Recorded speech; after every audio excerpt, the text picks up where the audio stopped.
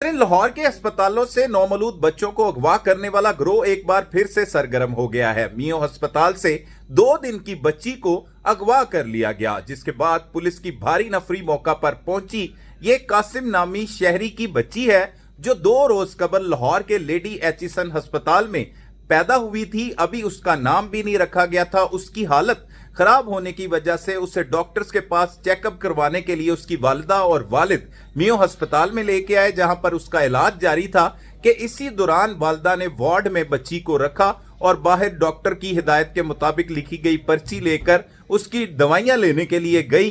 तो इसी दौरान जो है वो पीछे से नौमौलूद बच्ची गायब हो चुकी थी, जिसने वहां पर शोर मचाया, डॉक्टर्स को बताया और उसके बाद पुलिस को इतला दी। जिस इतला पर एसपी सिटी बिलाल अहमद मौका पर पहुंचे, पुलिस की भारी नफरी ने वहां पर पहुंचकर तहकीकात का आगाज किया और सीसीटीवी कैमरों की मदद से मुल्जमान की गिरफ्तारी के लिए टीमें भी तश्कील दी जा रही हैं। अभी तक इस बच्ची के बारे में कुछ नहीं पता चल सका। ये कोई पहला वाकया नहीं, इससे कबल लाहौर के जनाह अस्पताल की इमरजेंसी से नौमौलूद बच्चे को अगवा कर लिया गया था, जिससे पुलिस ने बर वक्त कार्रवाई करते हुए 2 रोज के अंदर ही बाजियाब करवा लिया था और मुल्जमान को गिरफ्तार कर लिया था। अब देखना यह है कि लाहौर की ग्वाल मंडी पुलिस और सिटी डिवीजन कब तक इस बच्ची को बाजियाब करवाते हैं।